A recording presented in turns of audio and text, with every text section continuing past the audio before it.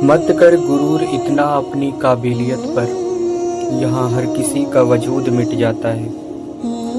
ये वक्त का खेल है प्यारे, कब राजा रंक बन जाता है। दोस्तों, कभी कभार हमारी सबसे बड़ी ताकत हमारी सबसे बड़ी मजबूरी बन जाती है। कुछ ऐसा ही होता है इस पृथ्वी पर डायनासोर्स के साथ। नमस्कार साथियों, मैं राहुल पटेल। आज हमारी चर्चा का विषय है कि इस पृथ्वी पर किस तरह से जीवन की उत्पत्ति होती है और किस तरह से विशालकाय ताकतवर डायनासोर्स बनते हैं और आखिर में किस तरह से उनकी विशालकायता उनके अंत का कारण बनती है।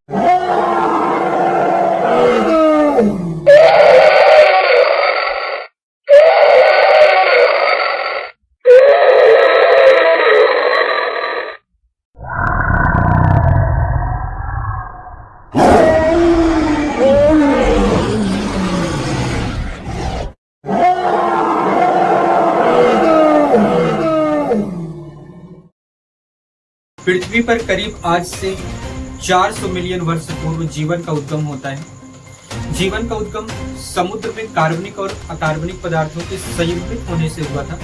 जब ये कार्बनिक और अकार्बनिक पदार्थ आपस में संयुग्मित हुए तो उनसे फ्यूका, जो कि आद्य कोशिका होता है, उसका निर्माण हुआ। फिर करोड़ों वर्ष बाद इस फ्यूका में इंफॉर्मेशन को स्टोर करने के लिए डीएनए का निर्माण होता है। यह फ्यूका जब धीरे धीरे विकसित होने लगा तो इससे प्रोकैरियोटिक कोशिकाओं का निर्माण हुआ, जिनके बाहर परत बनने लगी थी, यानी कि एक सेल की संरचना बनने लगा था।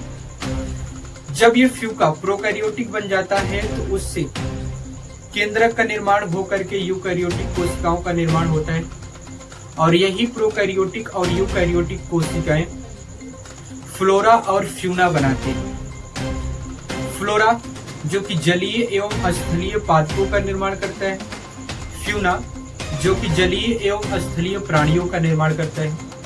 अगर हम जीवों की कड़ी में बात करते हैं तो जो शुरुआती दौर में सरीसृप और स्तनधारी बने थे, उनमें से सरीसृपों में से डायनासोर का निर्माण होता है। पृथ्वी पर आज से करीब 250 मिलियन वर्ष पूर्व मीसोजोइक कल्प में डायनासोर का उद्गम होता है। मीसोजोइक कल्प को 3 युगों में बांटा गया है: ट्राइएसिक, जुरासिक और क्रिटेशियस। ट्राइएसिक युग जो कि 250 मिलियन वर्ष से 201 मिलियन वर्ष पूर्व था। ट्राइएसिक युग में पृथ्वी एक संपूर्ण महाद्वीप था जिसे पैंजिया कहा जाता था। पैंजिया एक ग्रीक वर्ड है जिसका हिंदी में मतलब होता है पृथ्वी का संपूर्ण भूभाग, या जिसे हम बोल सकते हैं पृथ्वी का सिर्फ एक ही महाद्वीप। ट्राइएसिक युग में पृथ्वी का अधिकतर भूभाग रेगिस्तान था, परंतु जीव जंतु पृथ्वी के हर क्षेत्र में पाए जाते थे। ट्राइएसिक युग की बात करते हैं तो इसी काल में आर्कोसोर, यानी कि जो कि डायनासोर्स, मगरमच्छ, एम्टेरोसोर की प्रजाति होती है, उसका उद्गम होता है। यानी कि सीधे तौर पे आप बात कर सकते हो कि मीसोजोइक युग के ट्राइएसिक युग में डायनासोर्स का निर्माण होता है, उद्गम होता है।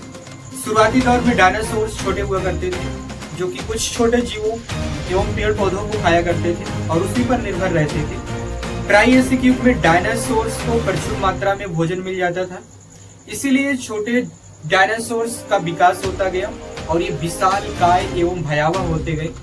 ट्राइएसिक काल के बाद आता है जुरासिक युग। जुरासिक युग जो कि डायनासोर्स का स्वर्णिम युग था। उसी समय डायनासोर से संबंधित कुछ पक्षी भी उभर के आए, जैसे कि आर्कियोप्टेरिक्स। ये आर्कियोप्टेरिक्स पक्षियों एवं सरीसृपों से समानता रखता था, या सीधे तौर पर हम कह सकते हैं कि ये पक्षियों एवं सरीसृपों की एक संयोजक कड़ी था। जुरासिक युग 201 मिलियन वर्ष पूर्व से शुरू होकर के 145 मिलियन वर्ष पूर्व तक चलता है, जिसमें डायनासोर्स 25 से 30 मीटर लंबे एवं 90,000 किलोग्राम वजन के थे। जुरासिक युग के बाद शुरू होता है क्रिटेशियस युग, जो कि 145 मिलियन वर्ष पूर्व से लेकर के 66 मिलियन वर्ष पूर्व तक चलता है। क्रिटेशियस युग में ही पैंजिया महाद्वीप, यानी कि संपूर्ण पृथ्वी टूटकर 2 महाद्वीप बनाती है, एक लॉरेंसिया और दूसरा गोंडवाना लैंड। जब ये दोनों महाद्वीप टूटते हैं तो 7 महाद्वीप बनते हैं, जिसमें से एक बनता है ऑस्ट्रेलिया महाद्वीप। संयोग से जब ये महाद्वीप बनते हैं तो ऑस्ट्रेलिया महाद्वीप पर डायनासोर्स नहीं थे। ऑस्ट्रेलिया महाद्वीप पर सिर्फ स्तनधारी और कुछ अन्य जीव थे, डायनासोर्स अलग महाद्वीप पर चले जाते हैं। इस केस में जो स्तनधारी और अन्य जीव ऑस्ट्रेलिया महाद्वीप पर होते हैं वो अपना विकास करते हैं। स्तनधारियों में विकास होने की वजह से ही इंसानों का निर्माण होता है। इसकी एक अलग कहानी है जो कि नेक्स्ट वीडियो में हम लोग जानेंगे। बाकी अभी हम बात करने जा रहे हैं कि किस तरह से जो नया महाद्वीप बनता है उस पर डायनासोर्स के लिए खाने की कमी होने लगती है। भोजन की आपूर्ति होने के कारण वही डायनासोर्स एग्जिस्ट कर पाते हैं जो आकार में छोटे थे, क्योंकि उन डायनासोर्स के लिए भोजन की मात्रा कम चाहिए होती थी। बाकी जो विशालकाय डायनासोर्स थे वे उस समय एक्सटिंक्ट कर जाते हैं। कुछ थ्योरी यह भी कहती है कि एक विशालकाय उल्कापिंड पृथ्वी से टकराता है और जो डायनासोर्स थे उस उल्कापिंड की गर्मी को नहीं सह पाते हैं, क्योंकि डायनासोर्स ठंडे प्रदेश में रहना ज्यादा पसंद करते थे। इसीलिए उल्कापिंड की गर्मी को नहीं बर्दाश्त कर पाने की वजह से डायनासोर एक्सटिंक्ट हो जाते हैं। परंतु ये थ्योरी कुछ दमदार नहीं थी। थ्योरी ये दमदार थी कि जो विशालकाय जीव थे उनको भोजन की कमी पड़ने लगी, इसीलिए वो एक्सटिंक्ट होना शुरू हो गए।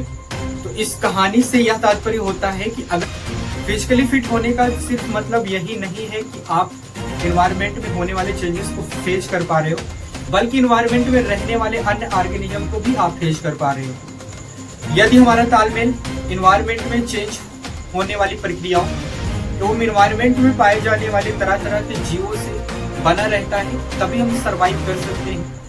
नहीं तो हम चाहे कितना भी फिजिकली फिट हो, हम एनवायरनमेंट को नहीं फेस कर पाएंगे। एनवायरनमेंट में उपस्थित अन्य जीव जातियों को फेस नहीं कर पाएंगे जब तक हम उनसे सुदृढ़ और समुचित रूप से तालमेल नहीं बैठा सकते। तो आज के सेशन को यहीं पर हम समाप्त करते हैं। तो मिलता हूं आप लोगों से नेक्स्ट इंटरेस्टिंग वीडियो में, जिसमें हम लोग चर्चा कर रहे होंगे कि आखिरकार इस पृथ्वी पर स्तनधारियों से किस तरह से इंसानों का निर्माण होता है। तो मिलता हूं आप लोगों को नेक्स्ट वीडियो में। तब तक के लिए आप सभी को जय हिंद, जय भारत।